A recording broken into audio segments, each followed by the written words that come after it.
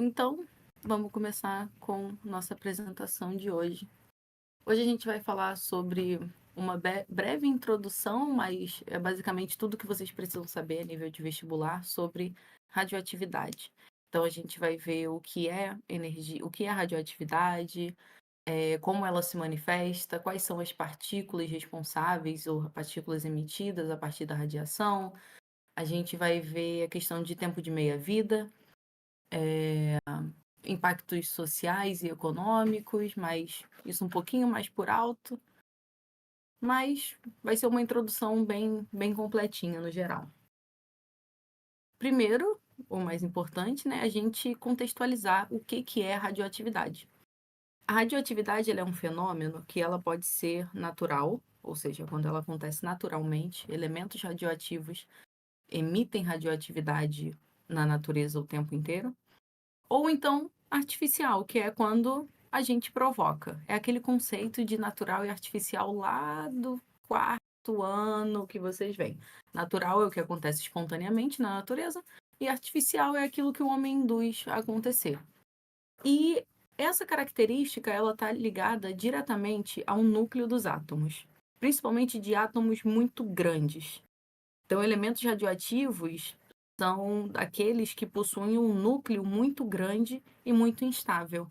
Eu tenho muitos prótons, eu tenho muitos elétrons, eu tenho muitos nêutrons, e aí essa instabilidade faz com que algumas partículas sejam eliminadas. É como se o átomo começasse a se fragmentar, a se dividir em pequenas porções e fosse expulsando alguns prótons, alguns nêutrons, alguns elétrons, até que ele fique mais estável.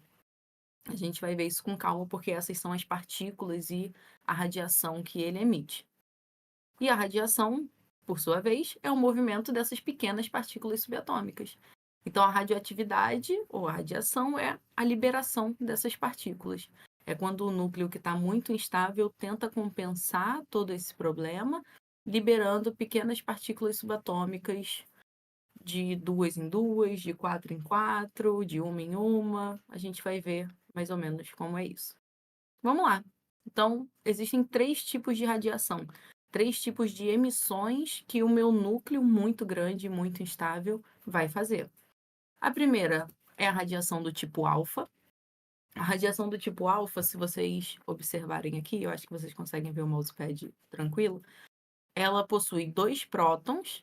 Aqui embaixo eu sempre represento o número atômico, né? Número atômico igual ao número de prótons igual ao número de elétrons.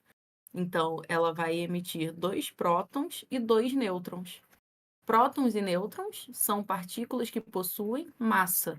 Então, a massa dessa partícula vai ser de 4 unidades, porque eu tenho dois prótons e dois nêutrons. Somando tudo, eu tenho 4 unidades de medida para essa massa. E isso é equivalente a um núcleo de hélio. Ele tem o mesmo número atômico e a mesma massa que um átomo de hélio. Eles apresentam baixo poder de penetração, ou seja, eles não conseguem atravessar superfícies com facilidade.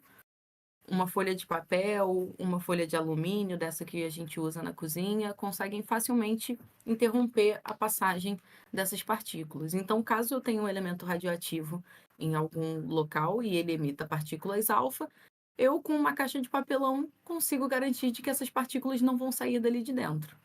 E como elas são muito pouco penetrantes, elas também não apresentam grandes riscos à saúde. Apresentam riscos? Apresentam. É, a exposição por muito tempo a esse tipo de partícula pode sim fazer mal à saúde. Mas ela é a mais inofensiva dos três tipos de radiação que eu posso emitir.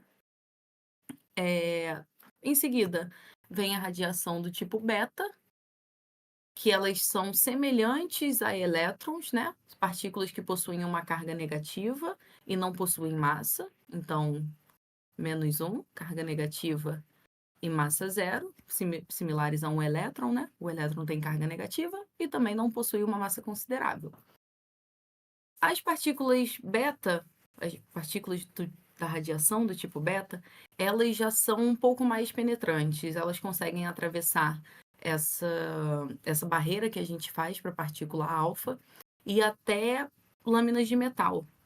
Então, pensem numa chapa de ferro, de algum tipo de metal, e essa partícula vai conseguir passar por ela com tranquilidade.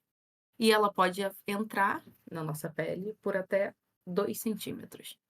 Então, a exposição à radiação beta, ela é muito, muito, muito, muito prejudicial aos seres humanos. Ela pode fazer lacerações na nossa pele. A gente pode ver como se fossem queimaduras. Não é necessariamente um corte, não é que ela venha furando, mas ela começa a meio que corroer a sua pele. Ela começa a desfazer, a desintegrar um pouquinho a pele.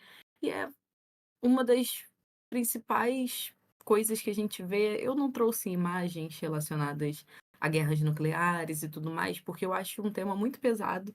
Vocês já devem ter visto isso em algum momento. Caso tenham curiosidade e tal, procurem, mas eu acho que para esse momento não é uma boa. Porque a minha intenção não é de que vocês tenham medo da energia nuclear, até porque ela é muito interessante, mas que vocês tenham noção do quão prejudicial ela pode ser se quem manda nisso, quem está envolvido na administração de tudo isso e no controle, não tiver cuidado, tá? Então, não tem imagens pesadas nem nada do tipo, fiquem tranquilos. Quem quiser procurar depois, fique à vontade. O que não falta na internet é histórico e inventário sobre a Segunda Guerra Mundial. É, beleza, então. Capacidade de penetração média, atravessam lâminas de metal e podem corroer a nossa pele. Elas podem adentrar até 2 centímetros, causando algumas lesões parecidas com queimaduras. E para isso tem bastante imagem na internet. Agora que vem o problema. Eu tenho partículas, partícula alfa, partícula beta, ou radiação alfa, radiação beta, e eu tenho a radiação gama. A radiação gama, se vocês repararem, ela não tem massa e ela não tem carga. Ou seja, ela corresponde a uma onda eletromagnética. E aí, como que eu controlo uma onda? Onda é uma coisa que só não se propaga no vácuo. E eu não tenho como garantir, por exemplo, após um bombardeio de uma cidade, se a gente estiver falando no conceito de guerras, né? Que eu vou colocar aquela cidade a vácuo. Para que eu não tenha emissão de radiação gama. Isso é muito difícil. Então, elas são muito perigosas porque, além de atravessarem a nossa pele, atravessarem camadas de metais muito grossas, estou falando aí de, sei lá, 30, 40 centímetros de chumbo, consegue atravessar numa boa. A radiação gama, ela consegue alterar o material genético dos seres humanos e seres vivos no geral. Então, existem alguns documentários que falam para gente sobre os filhos da guerra, né? Digamos assim.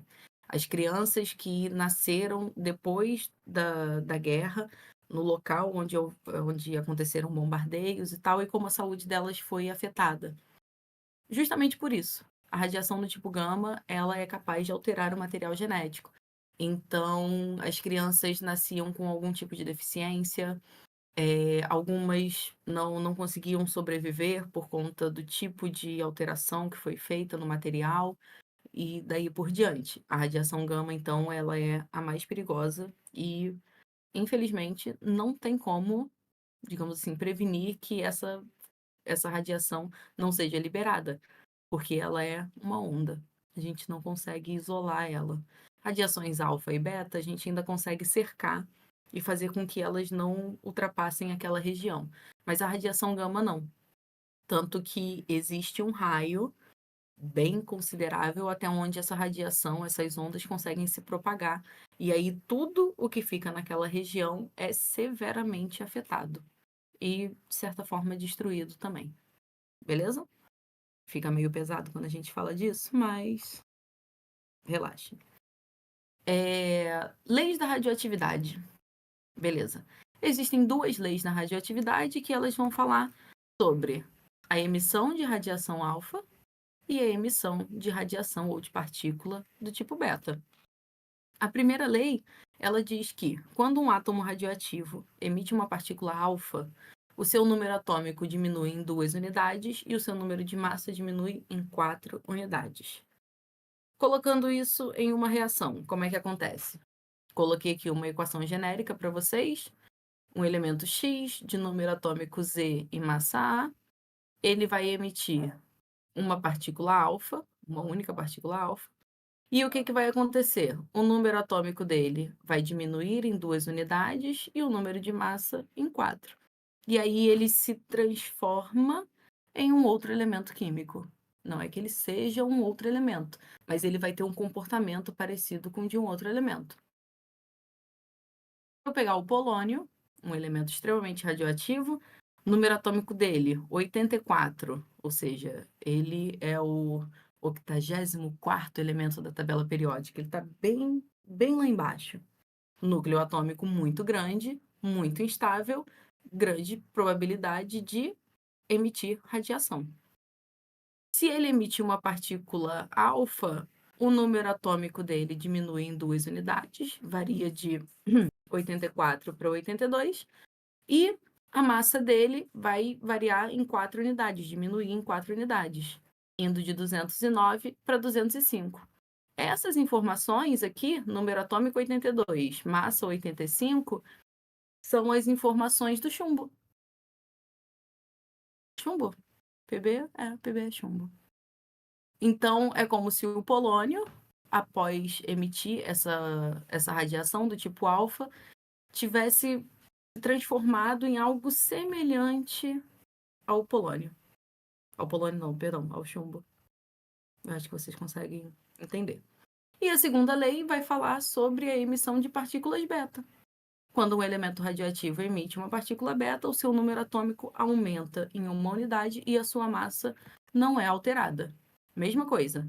Eu tenho um elemento genérico de número atômico Z e massa A. Ele emite uma partícula beta. Se ele emite, essa partícula aparece depois da setinha, né? Ela está sendo liberada, ela é um dos meus produtos de uma reação. E aí, o que que acontece? O meu número atômico vai aumentar em uma unidade e a minha massa vai permanecer a mesma. Então, se eu pegar o urânio, número atômico 92, massa 238, e ele emitir uma partícula beta, ele vai se aproximar do... Cara, eu acho que é Neptônio o nome desse elemento. Eu não vou lembrar agora de cabeça. Isso aqui é um metal de transição interna, a gente não usa isso para nada. O urânio é um dos poucos que ainda são utilizados.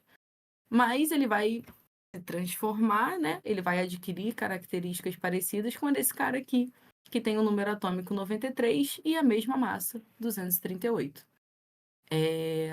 Eu acho que aqui a gente não chega a ver a questão de isótopos, mas temos os isótopos do urânio, né? Tem urânio 238, urânio 235. Geralmente o radioativo é o 238, que é maior. Mas enfim.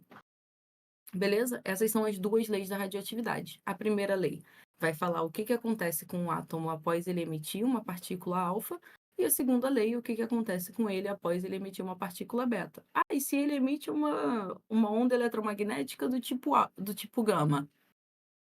Não muda nada naquele núcleo. Ondas não têm massa e não têm carga. Então eu não vou alterar nada. É como se eu pegasse esse urânio aqui, aí eu vou substituir essa beta por uma radiação gama e ele vai continuar sendo urânio. Não vai alterar nada no núcleo dele. Beleza?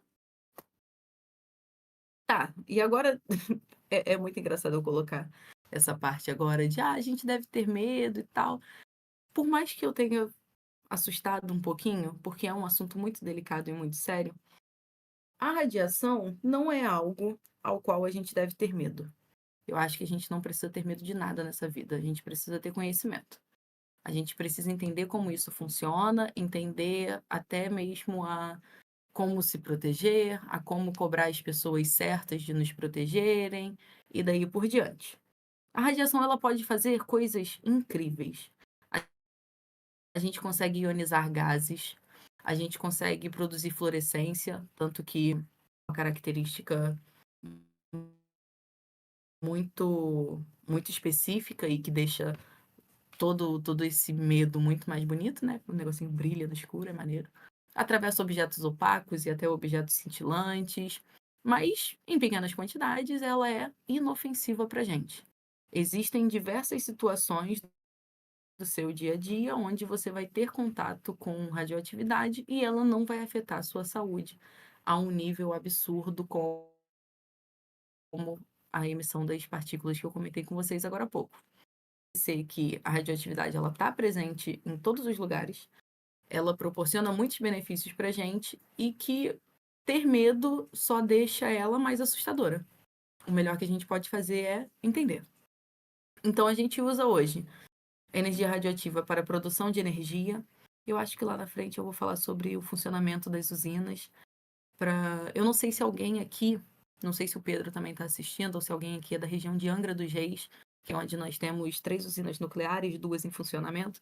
E aí tem as praias que ficam ali em volta das usinas e tal, e que a água do mar é quente. E aí o pessoal acha que isso é por conta da radioatividade, que está tendo um vazamento de urânio, mas não é isso. Eu vou explicar para vocês como que funciona uma usina. Usinas no geral, vamos falar de transformação de energia também, com calma. Então, é utilizado na produção de energia quando a gente está sem combustível, quando a gente está sem vento, quando a gente está sem água, a gente cai na hora para energia nuclear. É uma energia muito cara, mas ela é muito eficiente. A gente usa radioatividade em procedimentos de saúde, então ressonâncias magnéticas não são necessariamente radioativas, mas eu tenho elementos radioativos que compõem uma máquina de ressonância magnética. É... Raio-X, obviamente. Raio-X, se vocês já tiveram que fazer um raio-X de alguma parte do corpo de vocês, um dedo que vocês quebraram, uma perna que vocês fraturaram, uma costela que deu ruim, vocês já chegaram perto, já tiveram sua dose ali de energia radioativa, de radioatividade no geral. Tanto que esses profissionais que trabalham com isso, eles se aposentam mais cedo. Isso que é muito interessante. O pessoal sempre fica brincando que o técnico do raio-x falou que não precisava ter medo e 2 segundos depois ele saiu voado do, do quarto onde eu ia fazer o procedimento. Óbvio, é o que eu falei. Em pequenas quantidades é inofensivo, não precisamos ter medo. Agora pensa em quantos exames esse técnico não faz em um único dia. Ele tem que sair voado dali, porque senão a expectativa de vida dele cai pelo menos pela metade. Era uma pessoa que poderia viver 80, 90 anos, vai viver 40.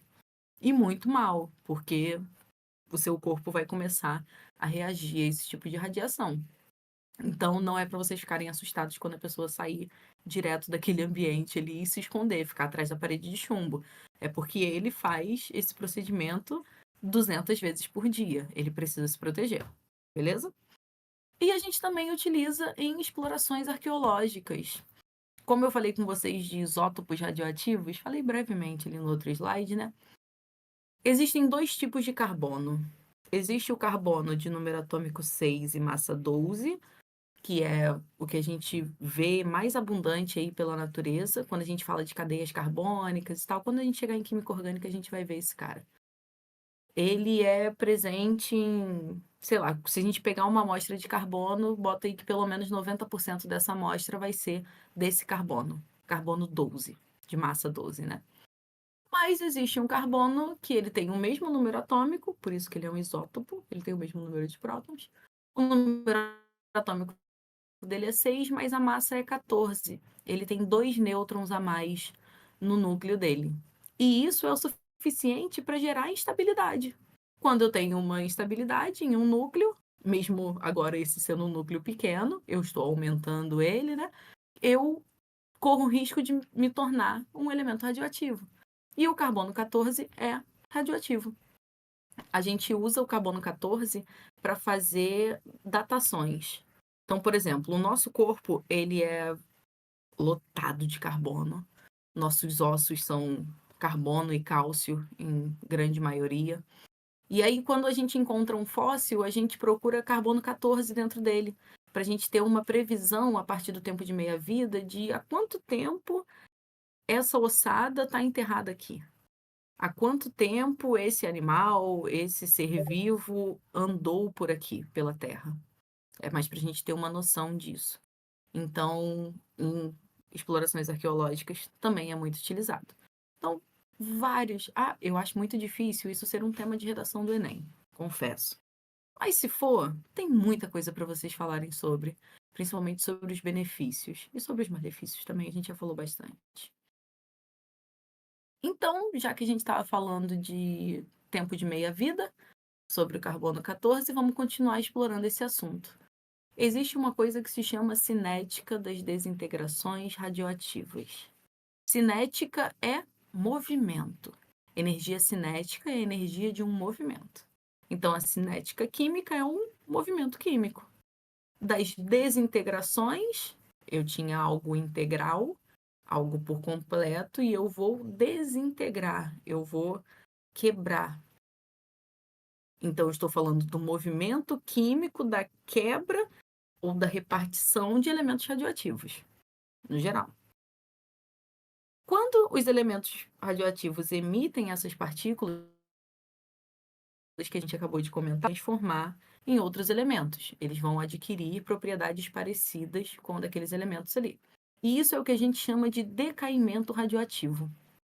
E isso vai acontecer uma vez atrás da outra. Isso vai durar muito tempo. Por quê? Quando a gente fala de, é uma partícula que vai, um átomo que vai emitir uma partícula.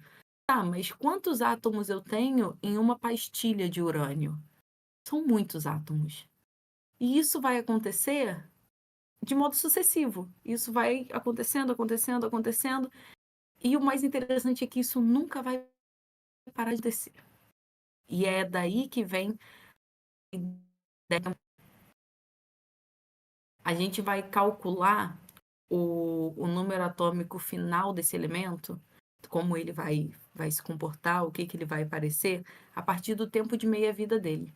O tempo de meia-vida vai dizer para a gente também qual é o tempo necessário para uma amostra que eu tenha de um elemento radioativo se desintegrar ao ponto da massa dela cair pela metade. Então, por exemplo, eu tenho 10 gramas de urânio.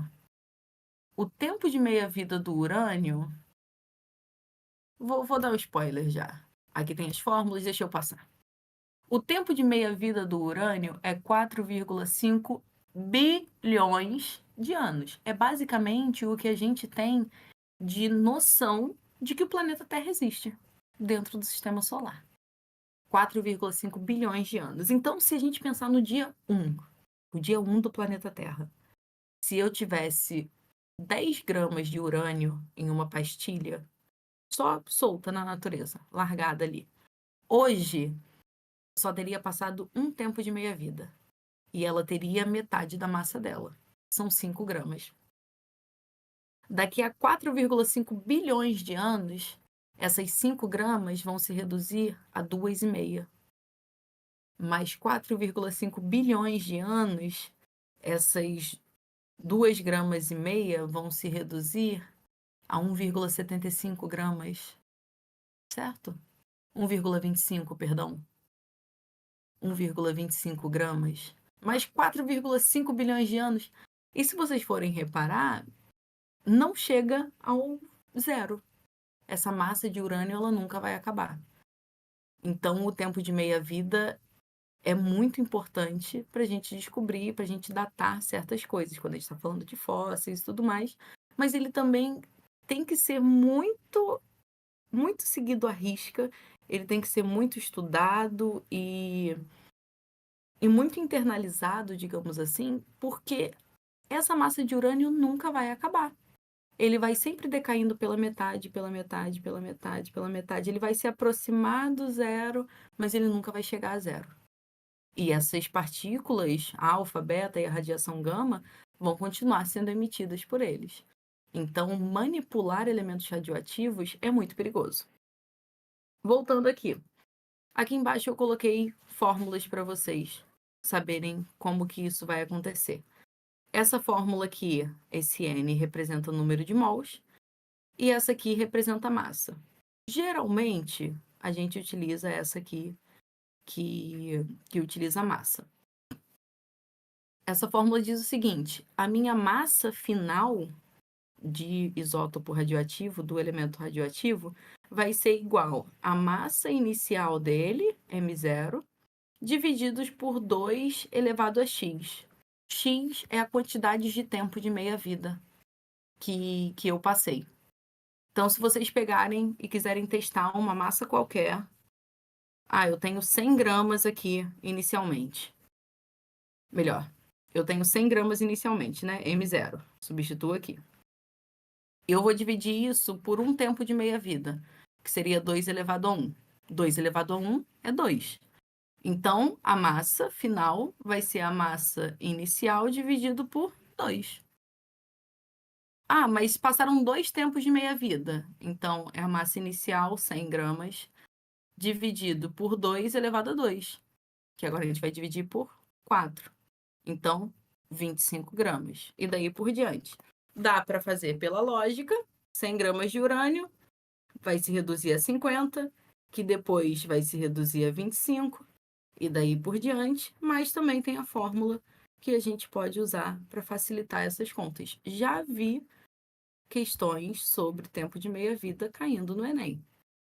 Não é muito comum, o mais comum é cair em questões perguntando sobre as partículas e sobre o comportamento de elementos radioativos, mas já vi caindo sobre tempo de meia-vida. Então, lembrar que tempo de meia-vida é o tempo necessário para a amostra inicial de um elemento radioativo se reduzir à metade de sua massa. Então, quanto tempo eu preciso para metade daquilo ali sumir?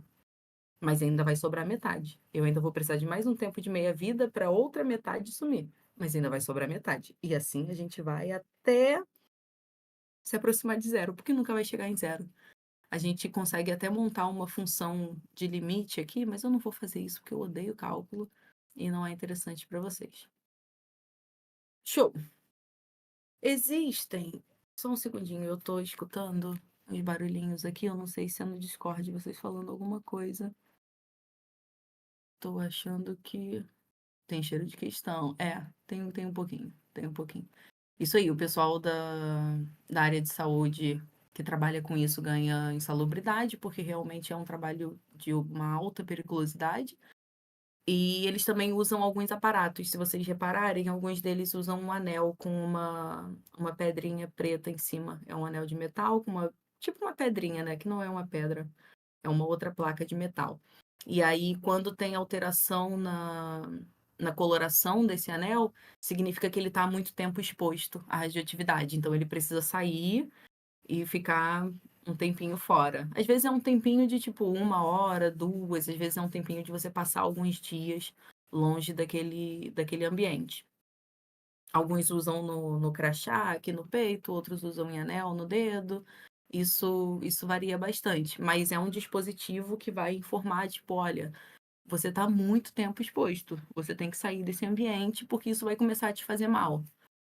Então, eles utilizam isso e sim, eles ganham insalubridade, eles se aposentam 5 a 7 anos mais cedo. Quem quiser trabalhar menos e quiser trabalhar com emoção, viver com emoção, fazer um técnicozinho aí de radiologia, vai ser bacana.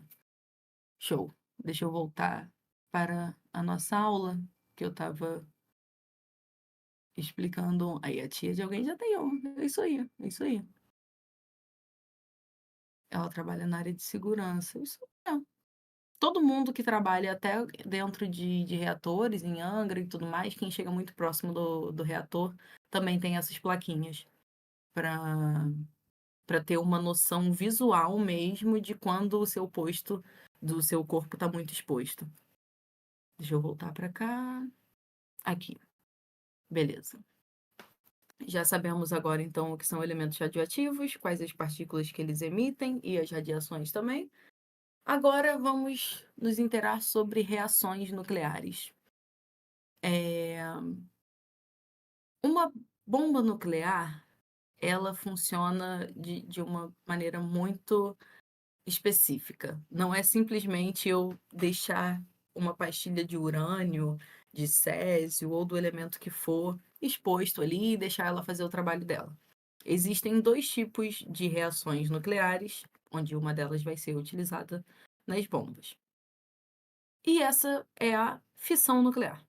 A reação de fissão eu estou falando de quebra e fusão eu estou falando de junção.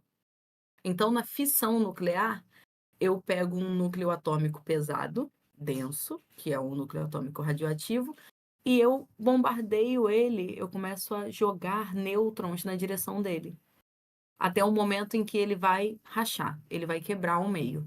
E ele vai produzir dois núcleos menores, idênticos entre si, além de a liberação de nêutrons, óbvio, porque eu estou bombardeando com nêutrons ali, e liberar uma quantidade de energia absurda. E é assim que a gente usa a energia dentro de um reator, inclusive, a partir dessas pequenas explosões controladas que a gente consegue fazer dentro de um reator. E isso vai originar para a gente dois núcleos atômicos médios e idênticos. É como se o núcleo se partisse, aquele átomo ele se partisse na metade mesmo. E a fusão vai ser o contrário. É quando eu tenho dois elementos, dois núcleos pequenos, e eu forço eles a se unirem. Então, eu forço a existência e a produção de um núcleo atômico instável e muito grande. E isso é o que ocorre no Sol, tá? Então, dentro do Sol são. Dentro do Sol não, né? Na camada externa do Sol acontecem esses tipos de fusões nucleares.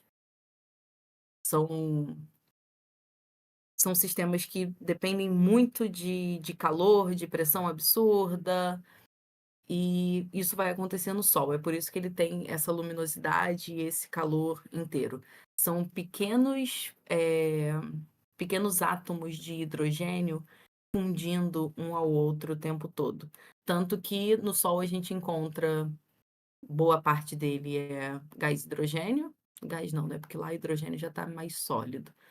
Mas é hidrogênio e alguns núcleos de hélio, que nada mais são do que a fusão de dois núcleos de hidrogênio. Enfim, então fissões são as quebras. Eu tenho um núcleo grande e eu vou rachar ele no meio, jogando nêutrons na direção dele. E a fusão é quando eu tenho dois núcleos pequenos e uso a pressão e a temperatura absurda para fazer com que eles se juntem e formem um átomo maior e mais instável. E esse é o processo que ocorre no Sol. Usinas nucleares. Vamos falar de usinas. As usinas, como eu comentei com vocês, elas usam a fissão nuclear para gerar energia, mas de maneira controlada, totalmente diferente de uma ogiva nuclear, de uma bomba nuclear. Então, o número de núcleos que vão se desintegrar, de átomos que vão ser repartidos em um determinado tempo, é controlado. E tem que ser, porque senão dá um acidente absurdo. Aqui, no caso de Angra, acaba com o estado do Rio, acaba com boa parte dos estados do litoral também, já que a usina ela fica no mar e essa água radioativa vai ser levada. Enfim, tem que ser muito bem controlado. Usinas nucleares, elas têm ciência, elas têm grana, elas têm equipamentos de ponta. Precisa ser algo muito, muito, muito bem controlado. Meu sonho era trabalhar em usinas nucleares, porque eu acho incrível. Mas não sei se vale a pena morrer cedo assim. Eu acho que eu vou pro petróleo mesmo. Então, tudo é controlado, até mesmo o bombardeio de nêutrons, jogar nêutrons na direção deles. Vamos lá. Essa partícula branca é um nêutron. Se vocês veem, ó, eles vêm, se choca contra um núcleo atômico muito grande. Esse núcleo vai se rachar ao meio e eu vou produzir três partículas de nêutron. Então, entra uma delas é o meu reagente, eu quebro esse átomo em dois e eu libero. Meu pai chegou e meu cachorro vai começar a latir agora. E eu quebro ele em duas partículas e libero três nêutrons, beleza? Isso é o que acontece em uma fissão nuclear, é o que acontece dentro das usinas. E não só nas usinas, como em ogivas. Só um segundinho, porque ela vai ficar latindo até meu pai falar com ela direito.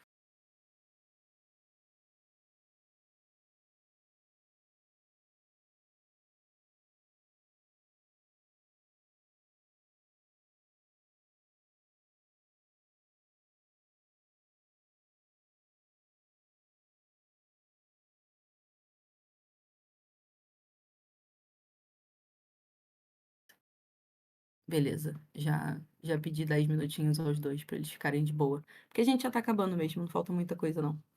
É a última coisa que a gente vai falar hoje.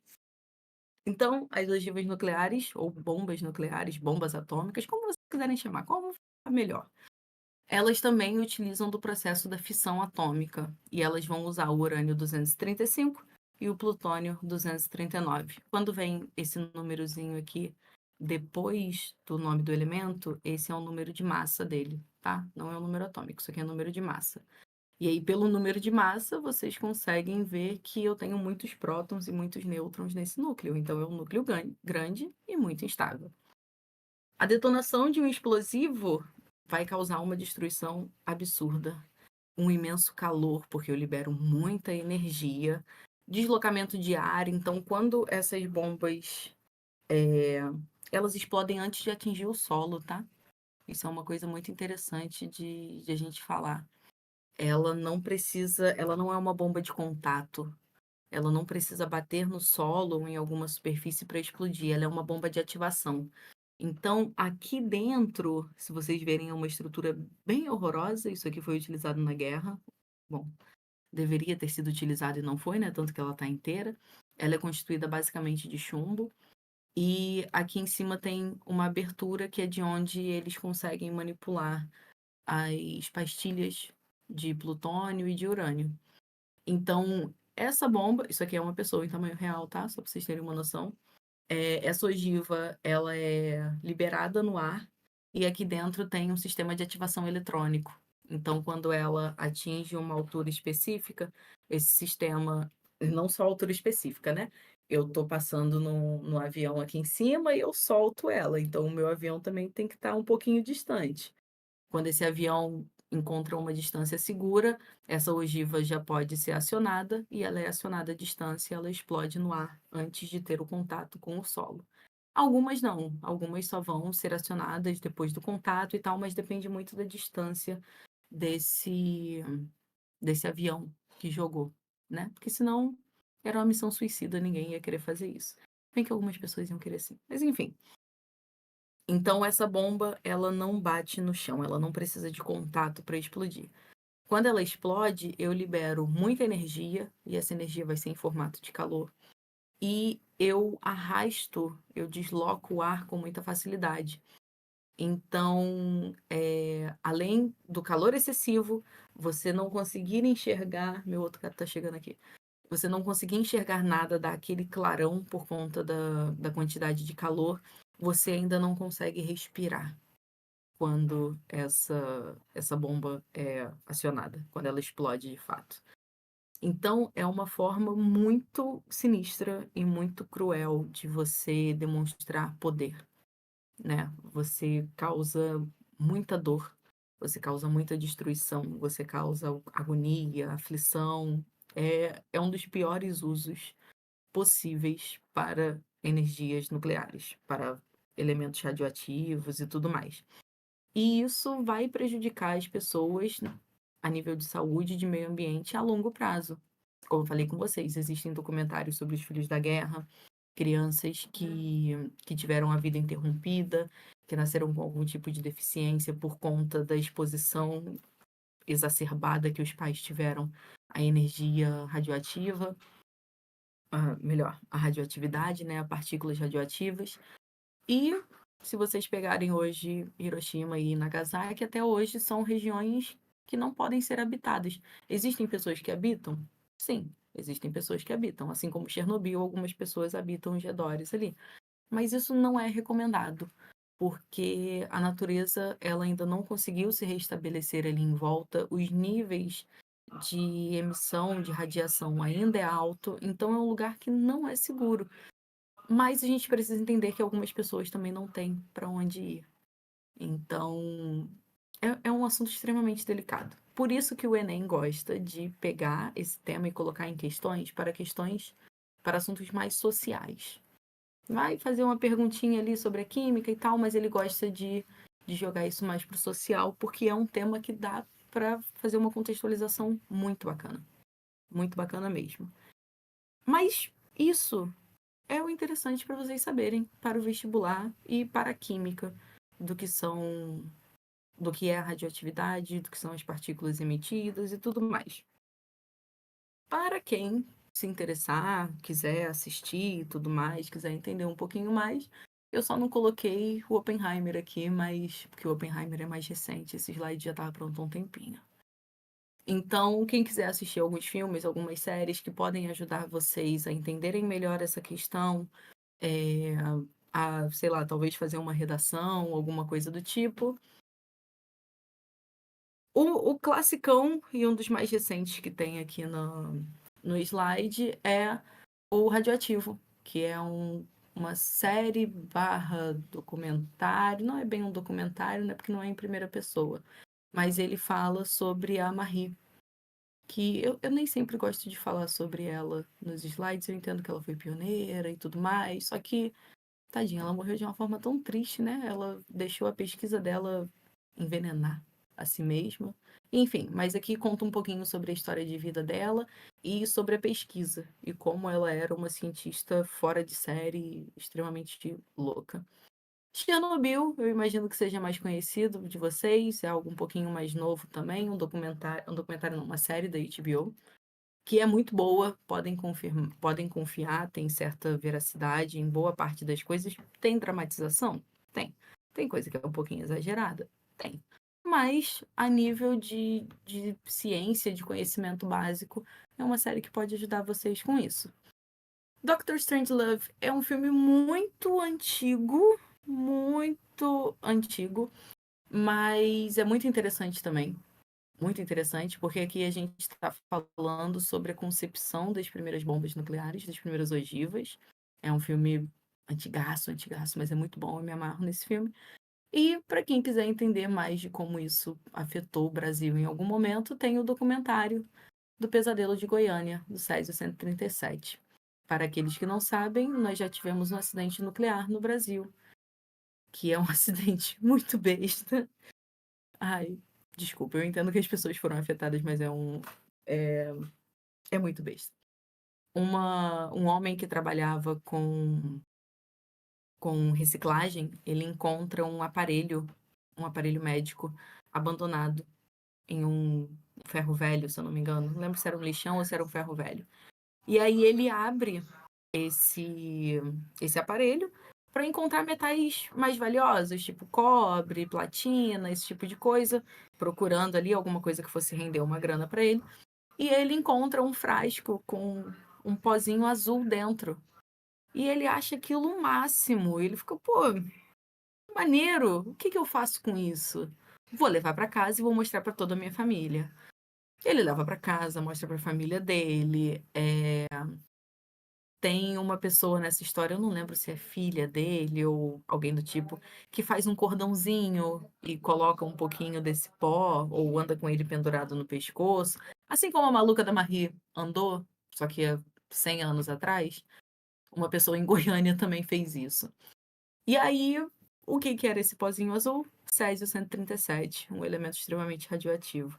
Essas pessoas tiveram danos severos à saúde, o que afetou também a região onde eles moravam, as pessoas que estavam em volta e tudo mais, e deixou o Brasil em frenesi a nível de saúde, de segurança, de elementos radioativos, porque não era para aquele aparelho estar ali. Esse homem, infelizmente, acabou encontrando, e por falta de conhecimento e tal, por falta de instrução, achou aquilo muito interessante, levou para casa, e aí ele acabou. Eu acho que só.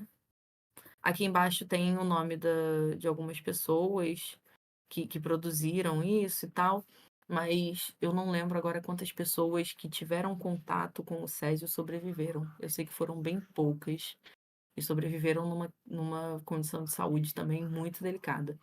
Então, Césio 137, Pesadelo de Goiânia, aconteceu em Goiânia, né, obviamente, é um documentário muito interessante para vocês assistirem e entenderem sobre os impactos que a gente já sofreu aqui no Brasil.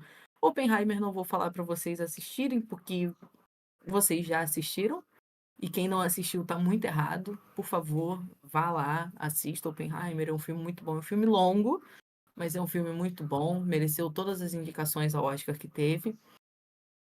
E por mais que ele não fale muito da química envolvida nisso, ele fala sobre esse terreno de uma luta ideológica, de como a ciência foi manipulada e utilizada para um bem maior, que de bem não tinha nada, era só para um mal maior, né, que foi dizimar milhares, centenas, bilhões de pessoas da noite para o dia e todos os impactos que vieram depois, e como o próprio Oppenheimer, que era um cara que trabalhava com desenvolvimento de ogivas nucleares, como ele se sentiu em relação a isso.